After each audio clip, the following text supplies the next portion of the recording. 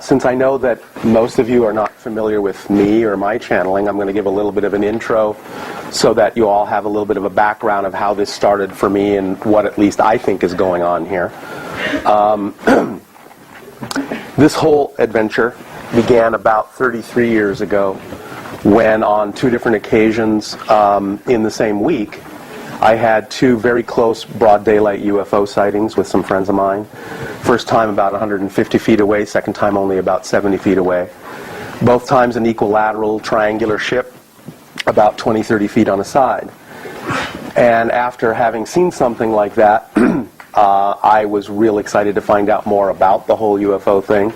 Because I obviously, like everyone, I'd heard about them, but I'd never seen anything like that before. So now that I did, I knew there was something going on. And I began to do a lot of research into UFO books and so on and so forth. But back then, there weren't a lot of books on the subject. And whatever metaphysical books there were all kind of lumped together on the same bookshelf.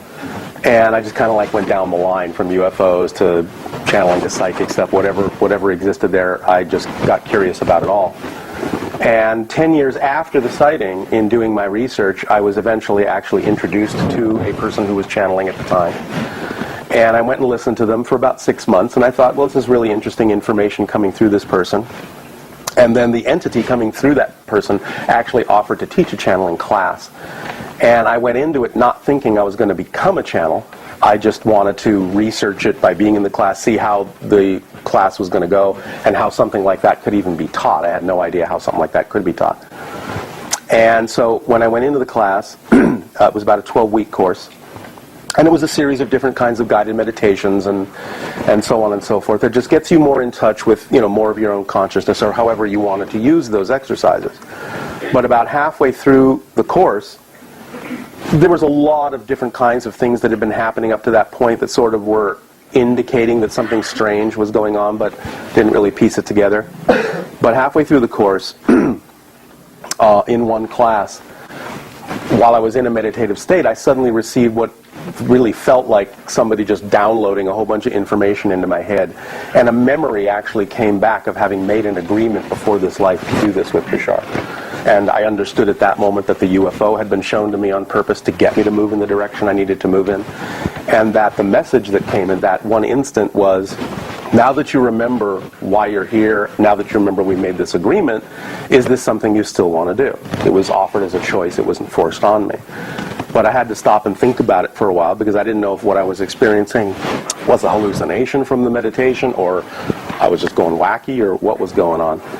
So, after a while I began to realize, well, the most important thing is not whether Bashar is really an extraterrestrial being communicating with me telepathically, if it is another portion of my consciousness. The point is that the channeling state is something that is natural to us, and whatever it is we access in that state does seem to have the ability to bring through different points of view and different levels of information that have helped people make positive, constructive changes in their lives. And for that reason I decided I'll just go ahead and see where the channeling is going to go.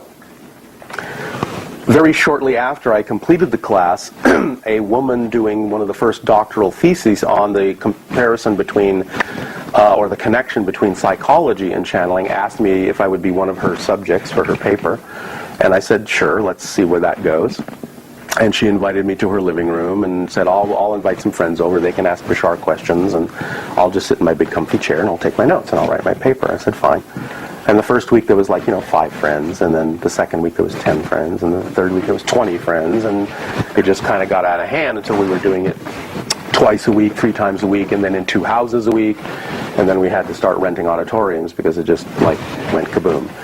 And that was 23 years ago, and since then I've been really just sort of invited to different places all over the world. The largest session I think was in Japan, was 1,100 people. And I've just been doing it for the last 23 years wherever people have asked me to go. Bashar does present himself as an extraterrestrial consciousness. Again, there's nothing about this that insists you have to believe that he is. It's really just about whether the information works for you or not. If it does, great, apply it in your life and get the effect. If it doesn't, you'll get what you need somewhere else. But most people have said that when they do apply the information Bashar brings through, they do get the kind of positive effects that he basically indicates they will get. Bashar is actually not his name literally. It's actually an Arabic word. And I think it was the word that was there in the moment of that telepathic contact, but I don't speak Arabic. I am partly Arabic, but I don't speak it.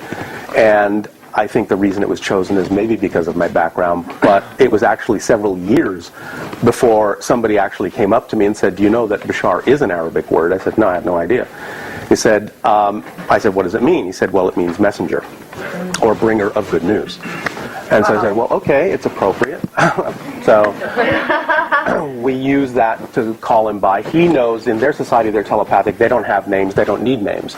But they understand that we need to call, people by names. And so he used that word. He'll use it as his name. And certainly just talk to him as if it is. If he is, in fact, who he says he is, an extraterrestrial consciousness, then what this is really all about is not only for the purpose of sort of helping us along in our consciousness and our evolution, but this is actually, from his point of view, the first stages of actual contact that will eventually result in literal physical contact with beings like him and other beings from other worlds. This is, as he said, how they do it. This is how they start. They use biological receivers, which are people. And they feel it's actually more efficient because we're already geared toward exploring other levels of consciousness. And so when we reach a certain level of experience, we kind of change our brain frequencies, and they pick up on that, and they start contacting back. They start giving telepathic information back to us. And for those that are either simply open to it, receptive to it, or trained to it, you'll start picking up on those messages and decide what you want to do with them. Obviously, I've decided to let it happen this way and play human telephone for Bashar so he can speak to you. When I go into the altered state, I don't need to do that to get the information from him. It just downloads instantly, and I've got concepts and so on and so forth. And I've done that. I did that with him once when I really wanted to understand how his spaceships worked and what the principles were and all that. I got like a 1-second download that took me 3 hours to write out.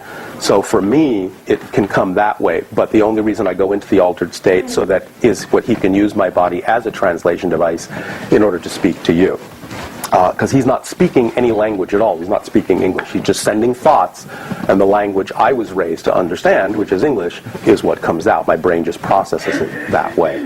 I've actually seen Bashar come through another channel in another country, a Japanese woman, which was very freaky for me to see that, and it came out in Japanese, but it was unmistakably Bashar's personality, unmistakably. So he has done that with a few other people at times, not right now because the agenda has changed, but that's one of the things that he did from time to time was help other people get started to channel other entities.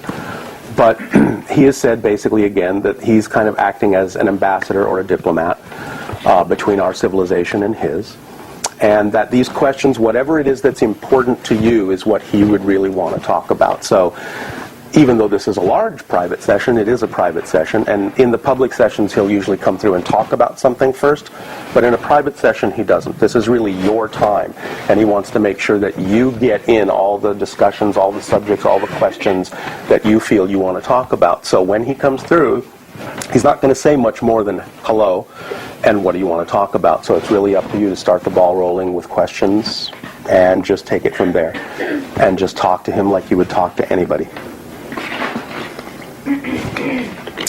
For those that are not familiar with him, you will find that he is exceedingly direct.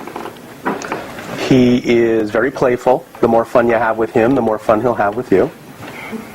But he's very direct. And the thing that I kind of really appreciate about his information is that in the midst of all of the things going on our planet that people might call New Age, he seems to have a really interesting knack for taking very ambiguous or nebulous concepts that may be floating around and really grounding them and explaining them basically to the level of physics, to tell you why if you do this, this will work, or what effect you will get. So he's a very good provider of toolkits, because essentially he is doing this job to put himself out of a job. He knows that we have all the power. We don't need it to get it from him. But he's here to remind us that we have the power and that we can have the lives that we want.